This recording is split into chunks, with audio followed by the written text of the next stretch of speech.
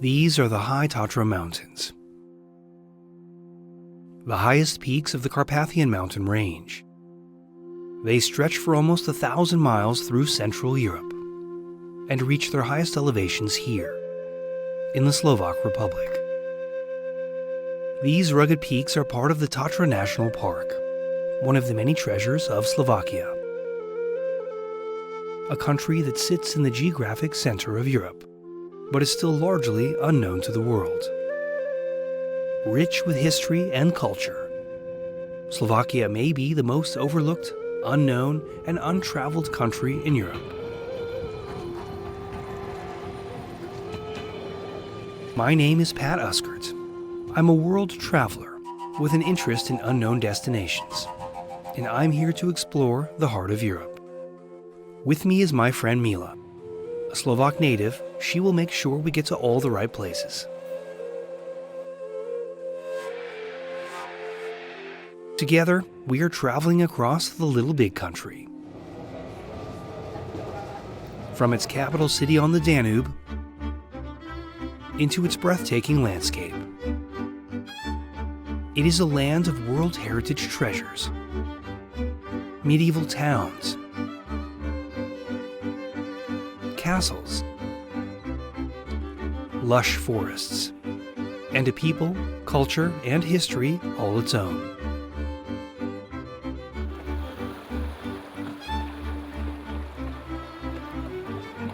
This is a journey for travelers and anyone who likes a good adventure. A journey into the heart of Europe, into a land of music, dance, castles, and mountains. So pack your bags and get ready for adventure. It's time to explore the little big country. This is Slovakia.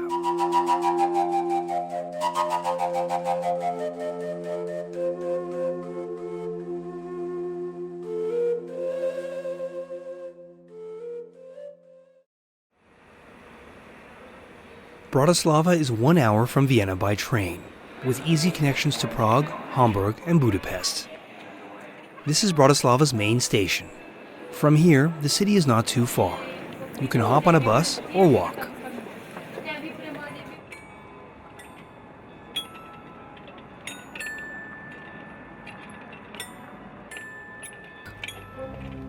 On the Danube River, in a passage between the Alps and the Carpathians, Bratislava lies on a historic trade route. Throughout history, this was the gateway to Central Europe. In ancient times, Celts and later Romans had settlements here. In the 6th century, migrating Slavic tribes would settle and establish a fortress. A Slavic stronghold would become a city. It would later become the capital of the Kingdom of Hungary. With Vienna and Budapest, it formed a triangle of Austro-Hungarian power. This was a coronation city, where kings and emperors were crowned. In German, it was called Pressburg. Mozart played his first concert here. Today it is Slovakia's largest city, with a population of about 500,000. Historically, this is where three worlds came together: Slav, Hungarian, and Austrian. With its rich history and complex flavor, it's time to discover Bratislava for ourselves. We are heading to Bratislava Castle, visible from almost everywhere in the city. Its walls and ramparts are massive. First mentioned in the year 907, it has over 1,000 years of stories to tell.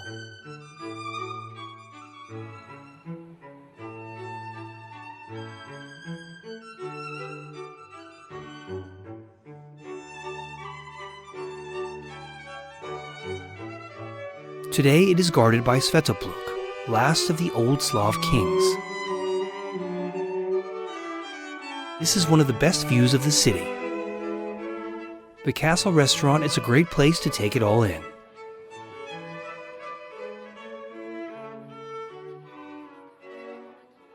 Massive walls protected the city in medieval times. When the Ottoman Turks invaded Hungary and took Budapest, this became the new capital of the kingdom, and remained so for some 200 years.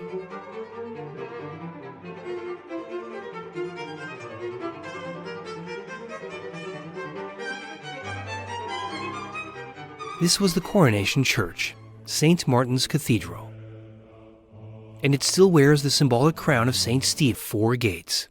This tower is the last remaining gate, St. Michael's Gate. It is the main entrance to the Old Town. On this first day of spring, we catch a bit of ceremony and costume, giving us a glimpse of the city's colorful past, and taking us back to when this was the City of Kings.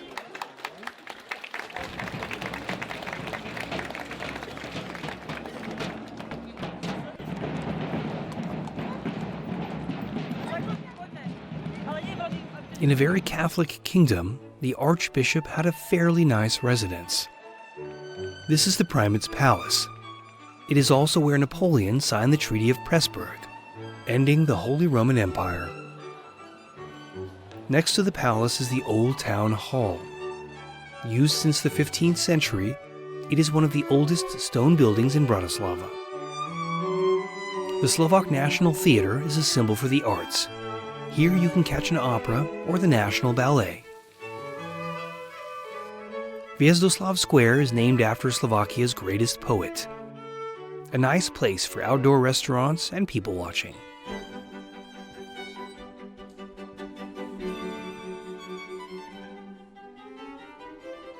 This is a good time to brush up on your Slovak. Hello is dobrý deň.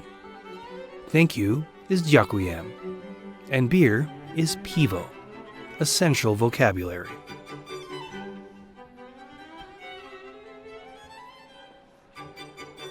Bratislava's Old Town is a special place.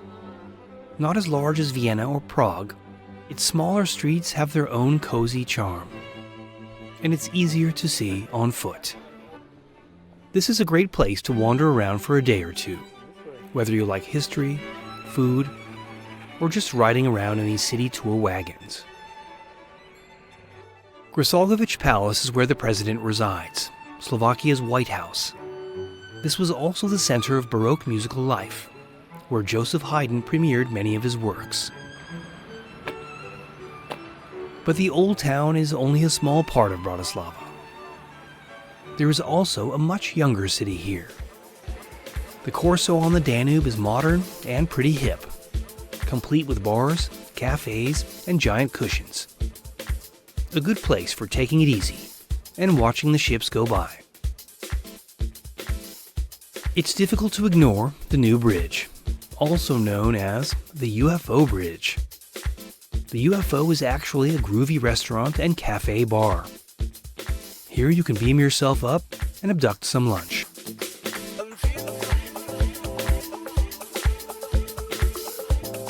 A few days should be enough to see Bratislava.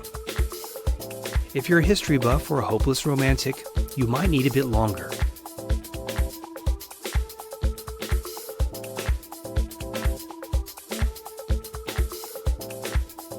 But when you've had your fill, Slovakia has much more to show you.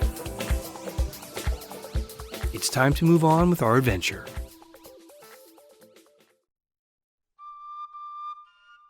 Just upstream from Bratislava, you can walk the paths along the river, and eventually you will arrive at one of the greatest cultural monuments of Slovakia and Slavic history. A fortress of the early Slavs, dating back to the 9th century, Devon Castle. It was a major seat of Great Moravia, one of history's first Slavic kingdoms. This is where the Morava River meets the Danube, a position that allowed the control of two major trade routes, the Danube River and the Amber Road, a trade route that connected the Baltic and Black Seas. This was also a gateway of Christianity, with Byzantine missionaries arriving here in the 9th century, bringing Christianity and literacy to Eastern Europe. If the castle looks a bit rough, it was Napoleon who ordered it ruined during his military campaign in the region. Enduring for over 1,000 years, Devon stands like a rugged time capsule, a proud symbol of Slovakia's history. From here, we travel down the Danube.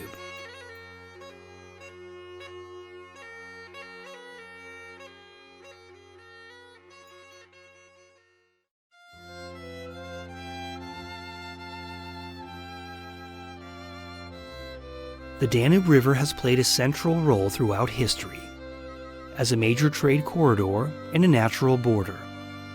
It was the frontier of the Roman Empire and gave rise to empires that followed it. Today, it is the most international river in the world, running through 18 countries for about 2,000 miles, from Germany to the Black Sea.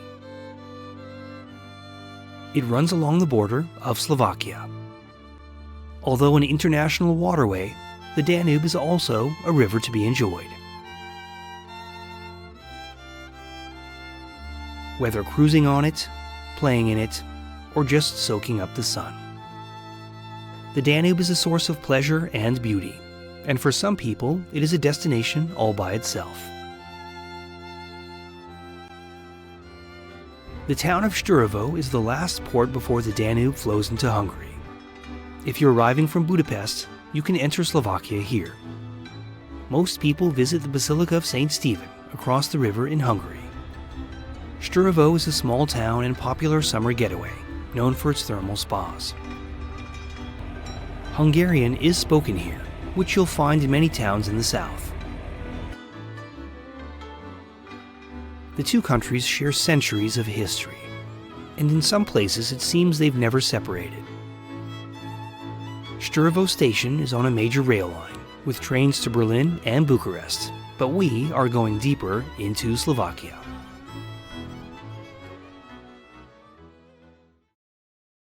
A quick word about getting around in Slovakia. No matter what season you travel, the trains and buses are safe, on time, and will take you to almost anywhere in the country, from big city to tiny village.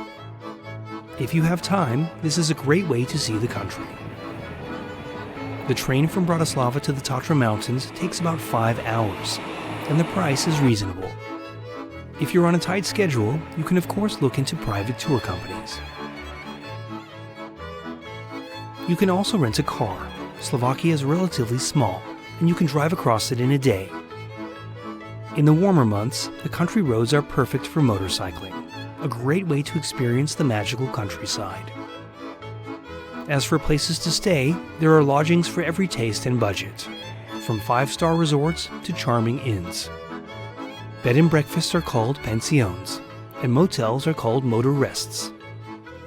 No matter how you do it, you will be traveling into a landscape stunning and unspoiled.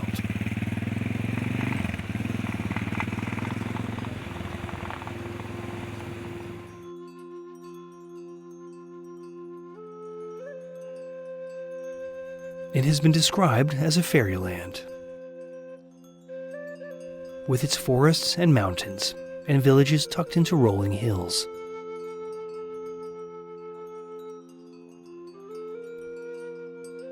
It is here, in its landscape, that Slovakia works its magic. With a population of around 5 million, much of the country is country.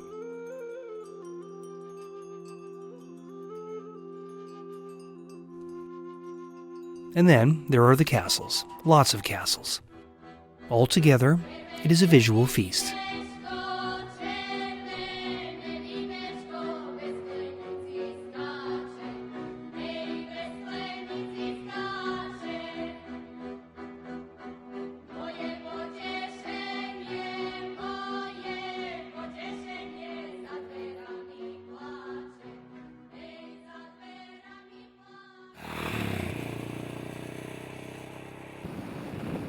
I'm riding north of Storovo, where the Pannonian Plain meets the Carpathian foothills. The region is lush and fertile, and full of history. Around the 6th century, Slavic tribes began their great migration and settled the entire eastern half of Europe. Some of the tribes settled here, and eventually formed one of history's first Slavic kingdoms, Great Moravia. It would leave a legacy that is still with us today. Over 1,000 years ago, the city of Nitra was one of its main centers. Today, Nitra is a modern town, known for its universities and its natural setting. But it is mostly known for its historical significance. Nitra is Slovakia's oldest city. Its castle is a blend of centuries of Slovak and Hungarian history, and it stands on much earlier fortresses, harking back to a time when much of Europe was still pagan and without a written language. Nitra would come to play an important role as a cradle of Christianity. Its first known ruler was a pagan named Pribina, who allowed construction of the first known church among the East and West Slavs, opening the doors to Christianity.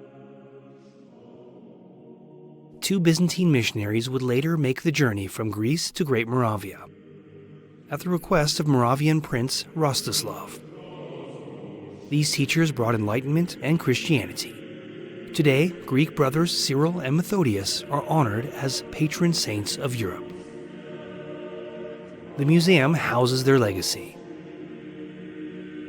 Cyril created the first Slavic writing system, based on the Greek alphabet. Called Glagolithic, it was a precursor to modern-day Cyrillic. Working with Methodius, they then translated the Bible. Methodius became the first Archbishop of Great Moravia, with its main seat in Nitra. Their disciples would travel to other kingdoms, spreading the new knowledge, setting the foundations for a Christian Eastern Europe. Today they are celebrated in all Slavic countries as the apostles of the Slavs. This is the legacy of Great Moravia. The young empire eventually became weak and fell to the Hungarians invading from the south. Nitra became one of the most important cities of the new Kingdom of Hungary. The history of Slavs and Hungarians would intertwine over the next 1,000 years.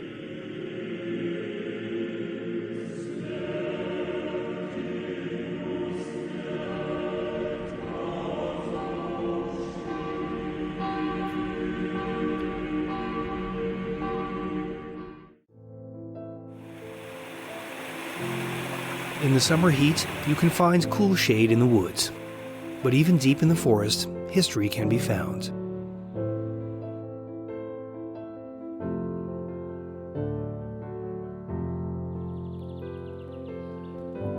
This tower was built in the 13th century to protect local gold trade.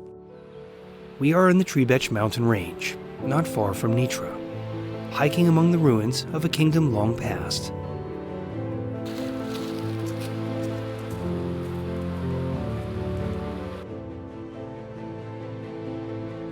These ruins were part of a guardian castle system that stretches throughout the region.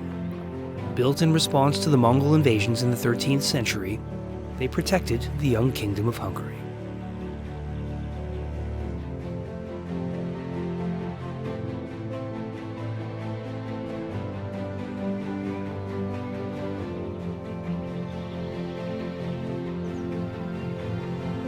Slovakia has the highest number of castles per capita in the world, making a kind of paradise for both hikers and history lovers.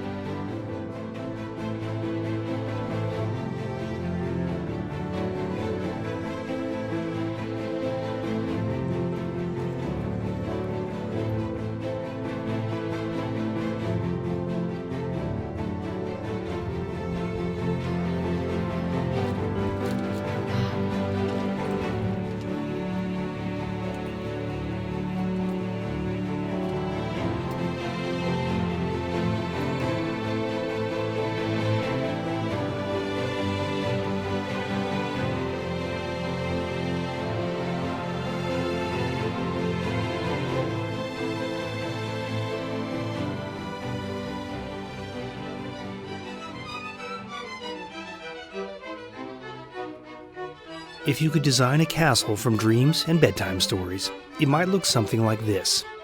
Bojnica is the castle of fairy tales, one of the most visited castles in Central Europe. This was the home of the wealthy Turzo and later Palffy families. It was Count Palffy who rebuilt his castle in the Romantic style. blending elements of the French and Tyrolean Gothic with architecture from the Italian Renaissance.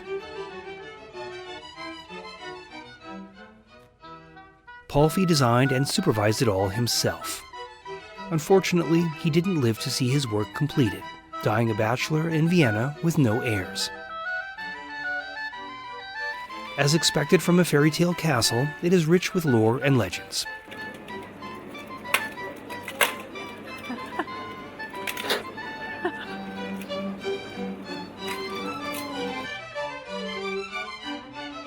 The linden tree out front is over 700 years old, providing shade for many a lord and lady. The interior is no less spectacular. The Palfy home is now a museum, with an astonishing display of his personal treasures, its halls filled with art and exotic luxuries.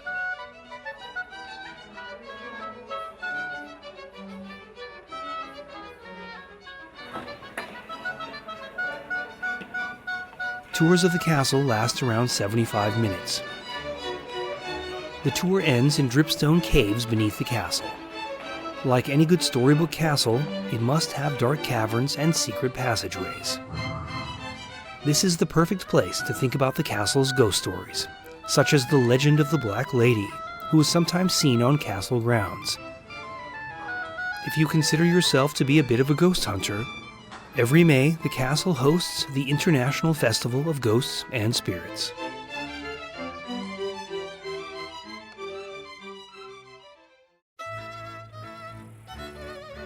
With the power dynasties up in their castles, village folks went on about their business.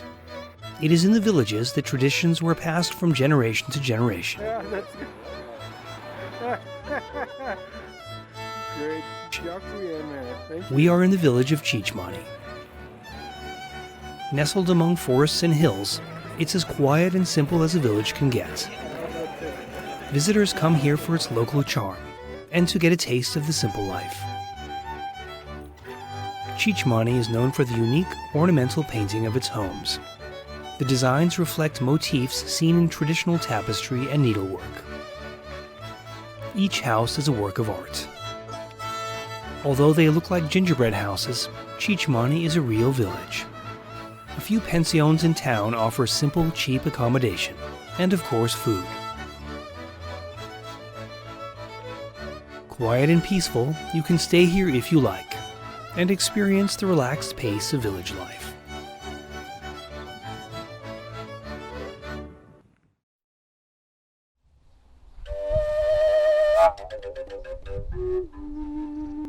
We've been invited into the workshop of Drahoš Daloš, a musician and master craftsman, who will show us the art of making a traditional Slovak flute, the fujara.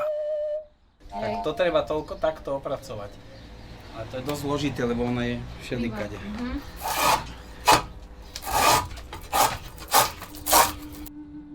Originating in the high meadows of the central regions, the fujara was played by shepherds, and its music reflects the sounds of nature that surrounded them.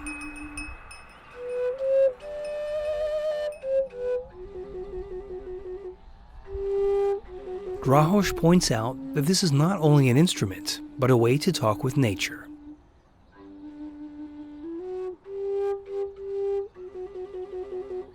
According to Drahoš, it has a unique resonance that benefits the mind and soothes the soul. The fujara has been added to the United Nations World Heritage List of Humanity's Masterpieces. From shepherds in the highlands, a gift to the world.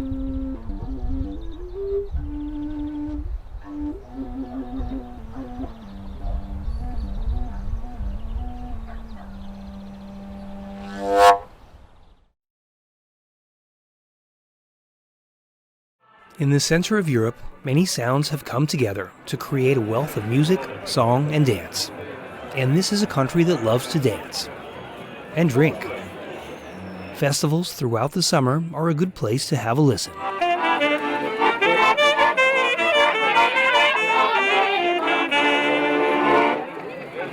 This is the village of Hrušov. Once a year, the sleepy hamlet becomes a celebration of music, food, and life itself.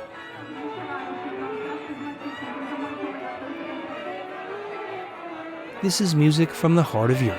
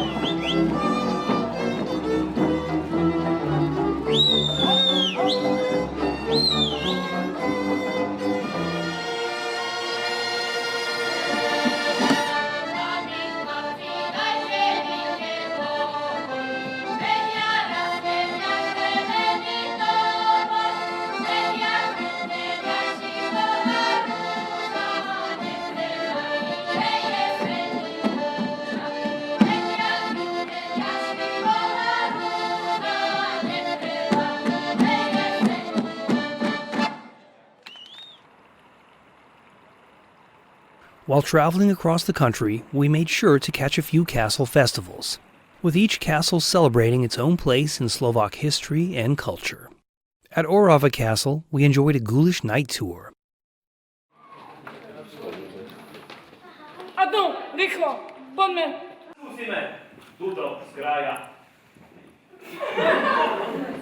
This, by the way, is where the first vampire movie was made. Nosferatu in 1922. The castle is said to be quite haunted, and its most famous ghost is called the White Lady.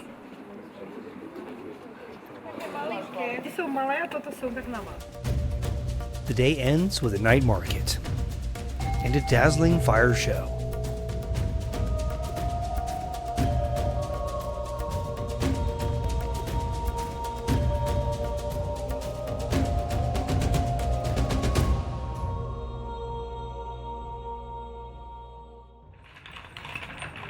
Some of the festivals last for days, like this one in Trenčín, celebrating its stunning fortress and colorful past.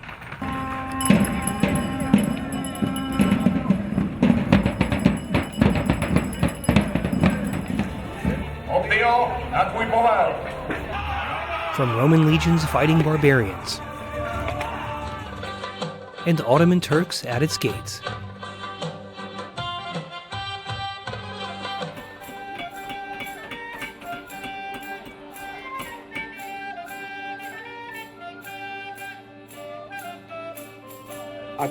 And the tournament was amazing.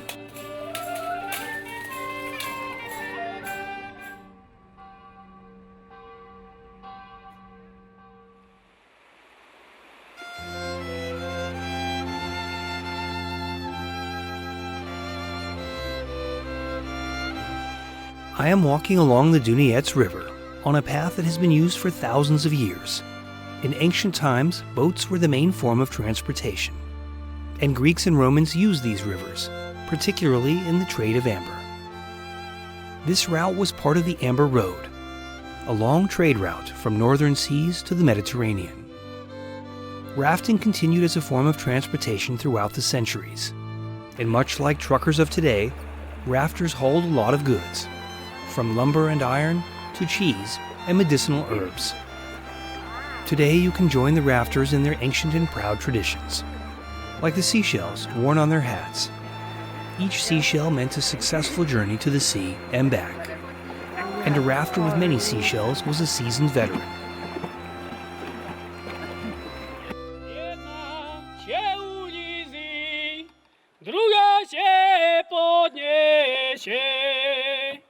Jedna się unizi, druga się podniesie.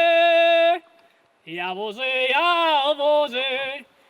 liścia szerokiego. Nie mam do kochania, jest szczęścia nijakiego.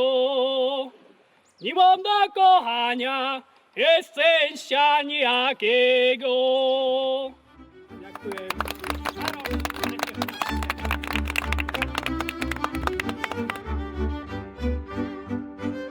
Eventually, this river flows into Poland and then to the Baltic Sea, but we are getting off at the border.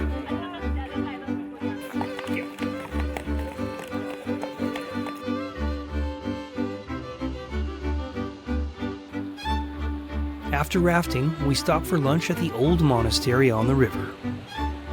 This is Czerwony Klasztor, the Red Monastery. This was a real medieval monastery. Here you can sit near a crackling fire, enjoy a frothy ale and a hearty meal. In Slovak, bon appetit is dobry chut.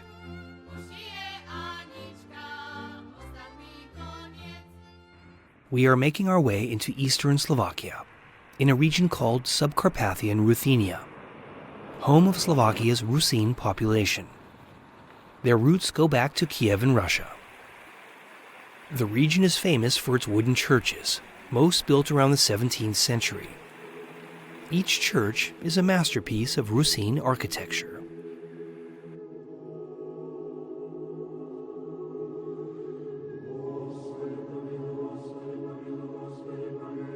Each is unique.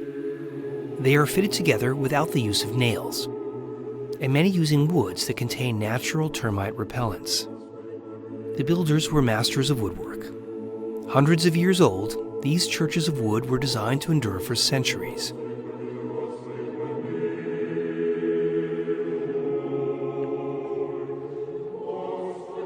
In this part of Europe, Eastern and Western Christianity meet, with Catholic churches just down the road from Eastern Orthodox. Inside we find biblical scenes painted long ago. The walls are rich with religious imagery, with local artists creating their own Sistine Chapel.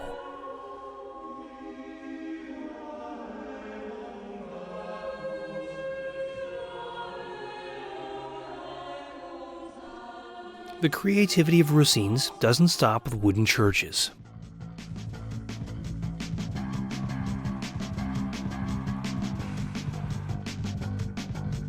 Here in the town of Medzyliborce, you can visit the Andy Warhol Museum.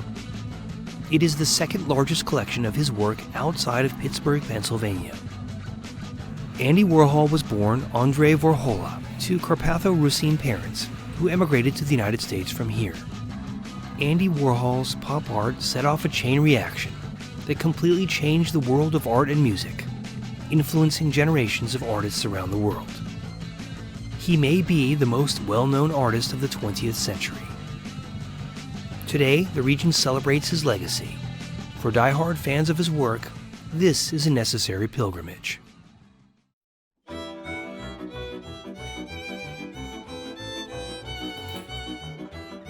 Bardiov is an almost perfectly preserved medieval town. Its walls and burger houses are all as they were centuries ago.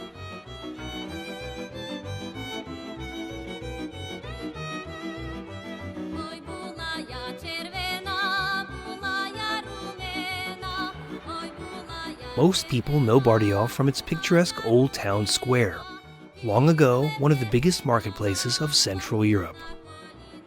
With Bardiov located on the road between the Baltic and Black Seas, it was a major center of trade in the Middle Ages.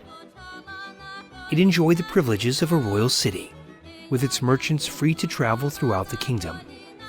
Today, we can only imagine its medieval market, bustling with merchants and goods from far away.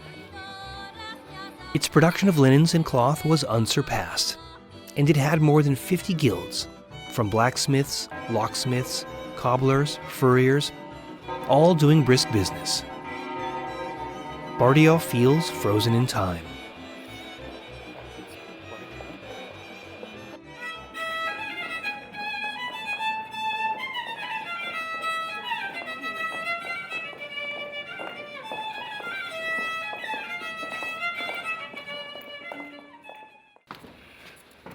If you've come this far, make sure to climb the bell tower. The climb pays off with a view fitting of a postcard. Actually, this view is on every Bardiov postcard, but much better to see it in person.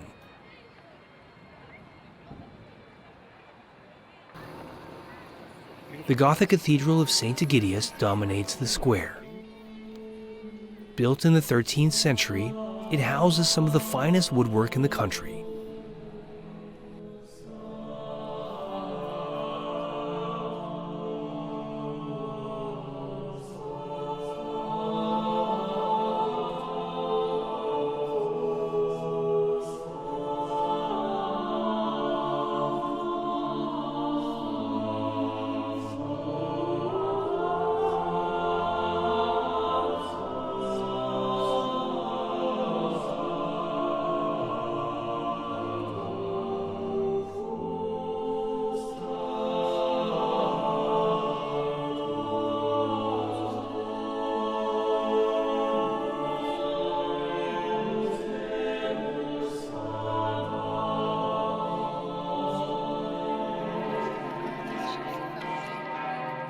If you like walking into history but don't have a time machine, visiting Bardiov might be the next best thing.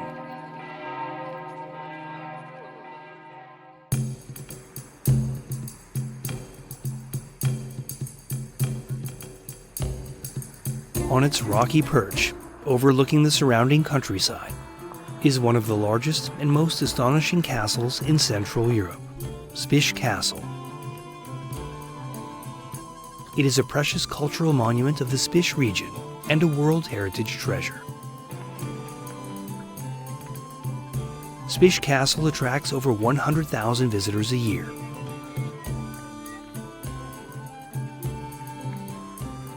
With construction started in the 12th century, it became the major center of power in the region. It was one of the few castles to resist the Mongol attacks of 1241. With its steep approach, multiple gates, and numerous walls, its defenses were almost unbeatable. Outside the castle, stone columns were part of the first defense line. Invaders breaching the first wall would find more walls on the other side. If anyone managed to break through the first gate, there was a second gate, and then a third. Defenders could always fall back, having the advantage of the high ground. Attackers would find themselves trapped in a courtyard where they were easy targets. A brilliant design.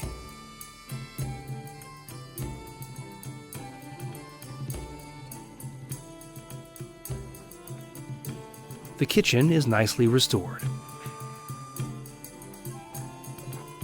The prison and torture room has a few interesting items, from the hanging cage to the rack, and other various instruments.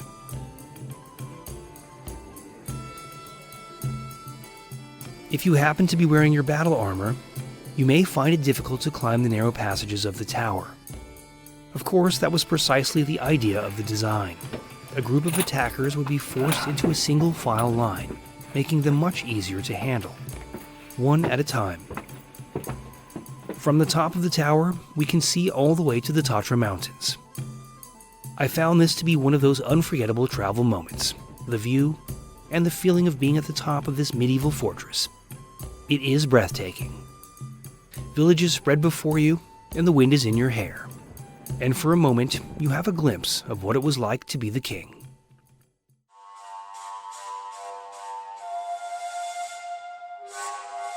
Much of the country is covered in wild forest land, making it a great escape for outdoor lovers. Mila and I are on our way to the Slovenský Raj National Park. At the entrance booth, you can actually buy 2 tickets to paradise. Slovenský Raj means Slovak paradise. Here you'll find scenery that is fitting of its name. A great escape into nature if you need a break from sightseeing. We are on one of the more popular trails, known for its ladders and waterfalls. It's important to start early because it's a challenging trail and will take some time. This is a long day of ladders, iron chains, and steps as we work our way through gorges and waterfalls.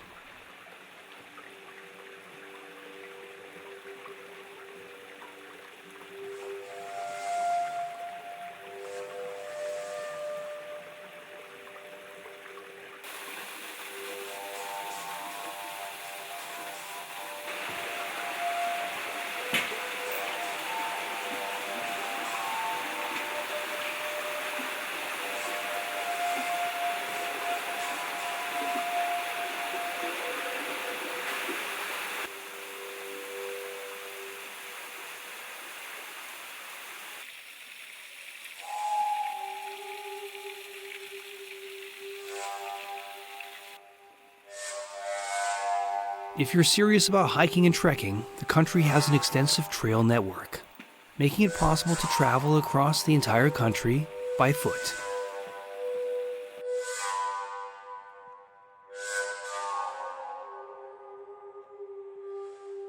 At the halfway point, there is a restaurant and lodge. If it's too late in the day, you can spend the night.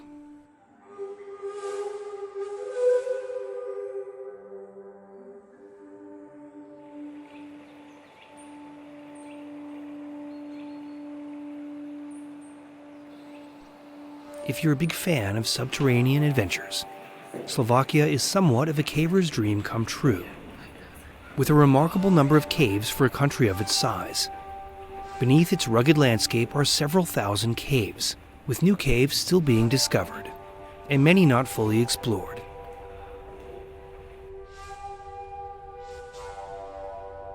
Some of the cave systems go on for miles. 44 caves are national treasures, and 12 are open to the public. Each cave offers a different experience.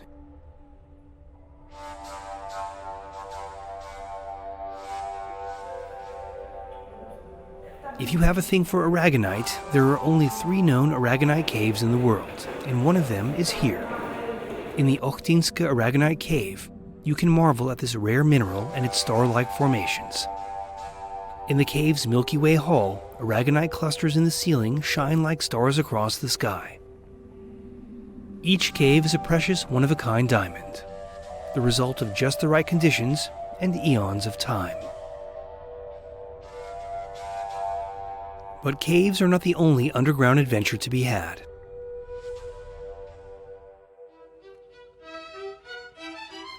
In the hills of a collapsed volcano, in a region rich with gold and silver, we are in the mining town of Banska Štiavnica. Centuries ago, this was the most important mining town of the Habsburg Empire. It was the world center of mining innovation.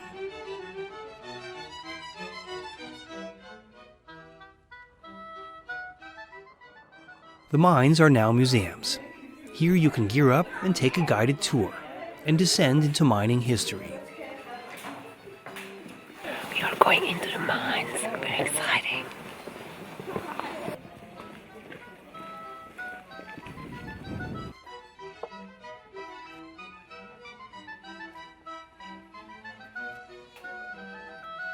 These mines were the main source of gold and silver in the Kingdom of Hungary, at one time producing 40% of Europe's gold.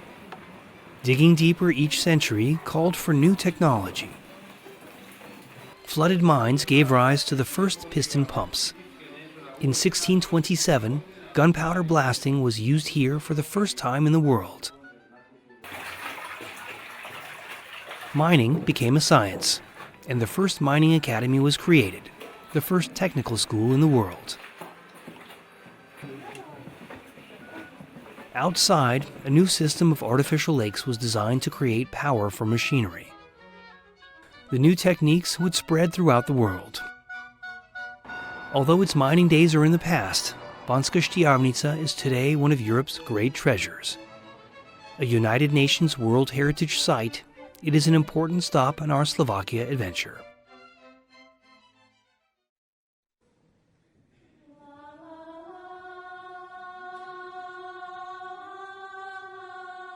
Slovakia is a land of 4 seasons, each with its own beauty and color.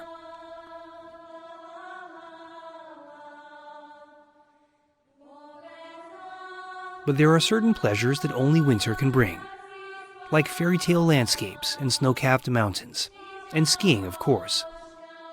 And a few more I'd like to mention, like ice hockey.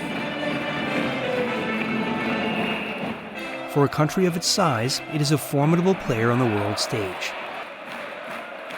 Some of the biggest names in the NHL are Slovak, like Hall of Famers Stan Mikita and Peter Stastny.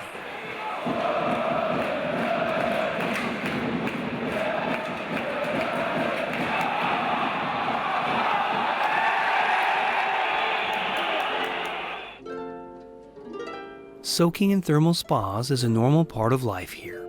The spas, or kupalisko, are fed by natural thermal springs.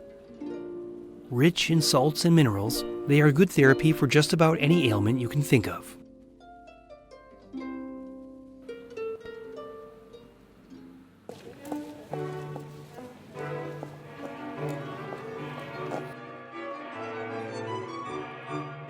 There's something about a frosty evening in an old European town that just appeals to my sense of romance.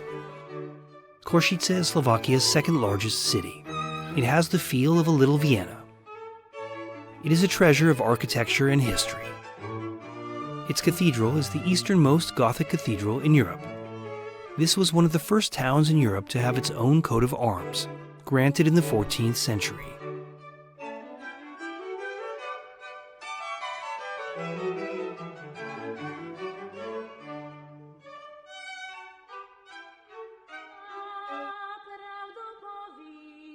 A village in winter can also be an experience, especially if you catch some winter festivities. These noisy people coming down the street are celebrating the coming of Lent. This is the last chance to drink and feast before the fasting begins, and these revelers are making sure to have their fill. Much like Halloween in the USA, people go door to door with their masks and costumes.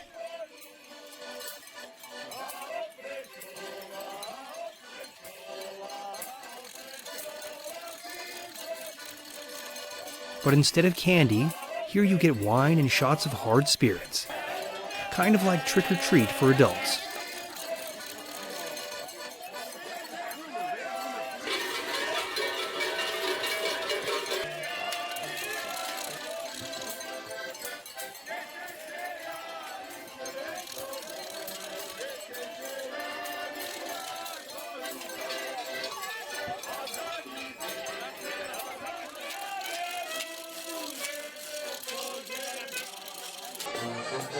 Inside the local town hall, celebrations go on into the night.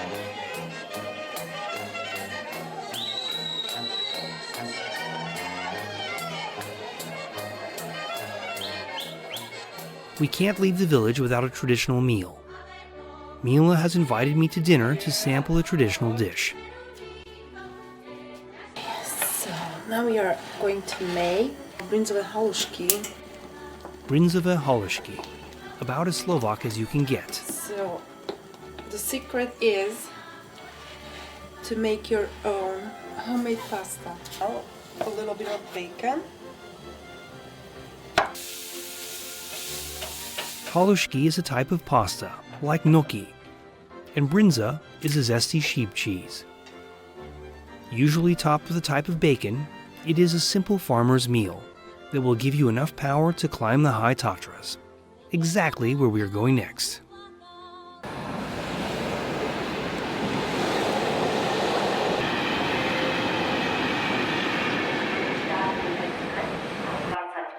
Our next destination, the city of Poprad, the gateway to the Tatra Mountains. It is the largest city of the Spiš region and a bustling holiday resort town. The town center has Polish and German influences and boasts a church and bell tower from the 13th century.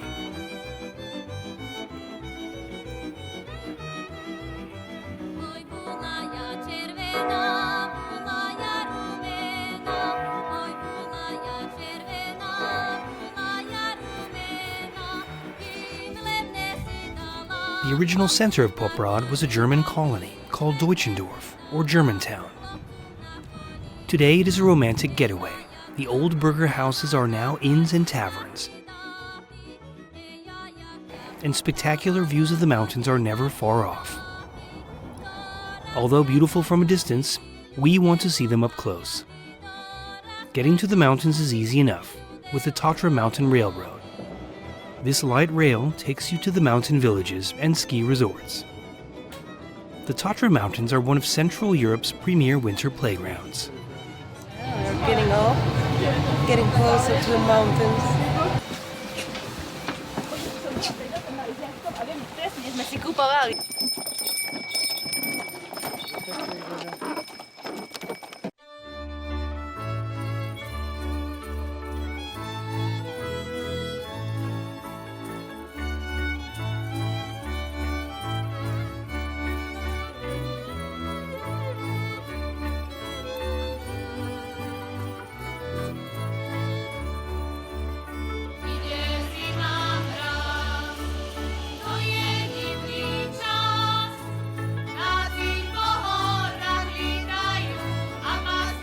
Back in town, Mila and I are looking for lunch, when this outspoken restaurant owner gets our attention. Detičky, obedy, langoše, menu za 3,20, poďte, dere idete.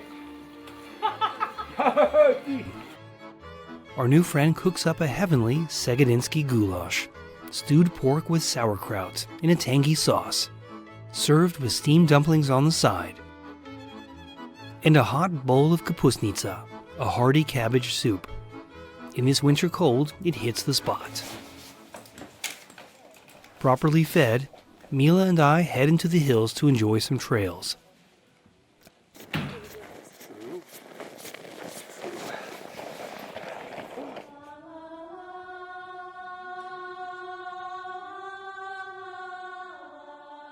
I want to see as much of the Tatra Mountains as possible.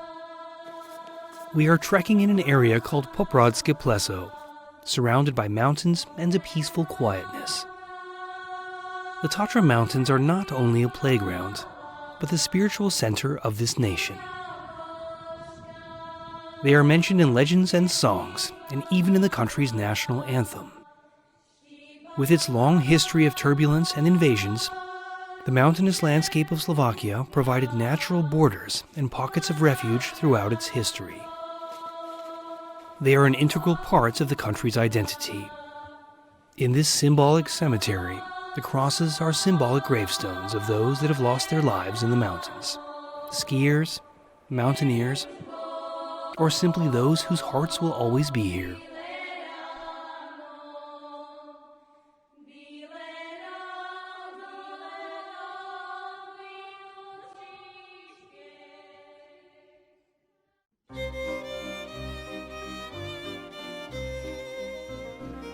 There is a gondola that will take you to the top, which is exactly where we want to go.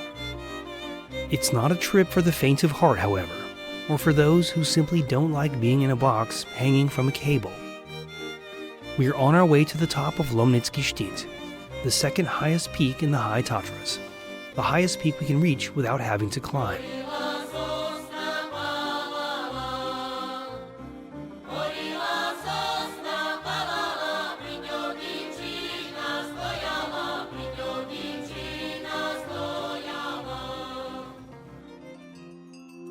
The Tatras are not as high as the Alps, nor the Himalayas, but they have their own rugged beauty, unique to them. Whether you climb or take the elevator, the view at the top is worth the trip.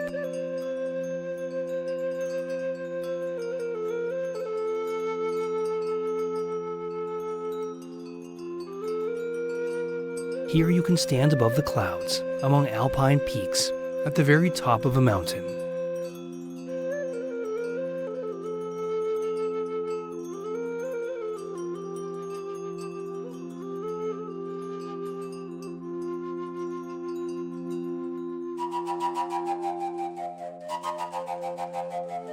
I would say this place, at the top of Slovakia, is a good place to pause and reflect on our Slovak adventure.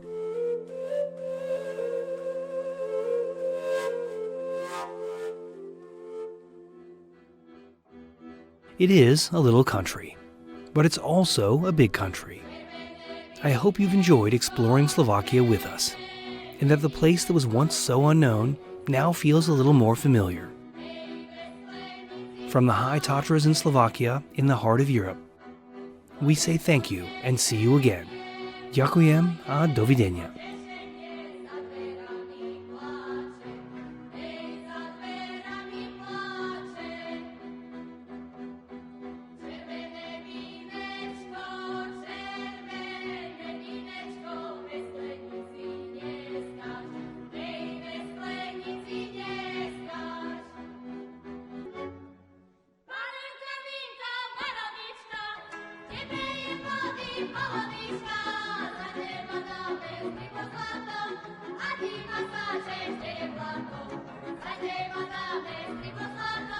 A ti ma sa,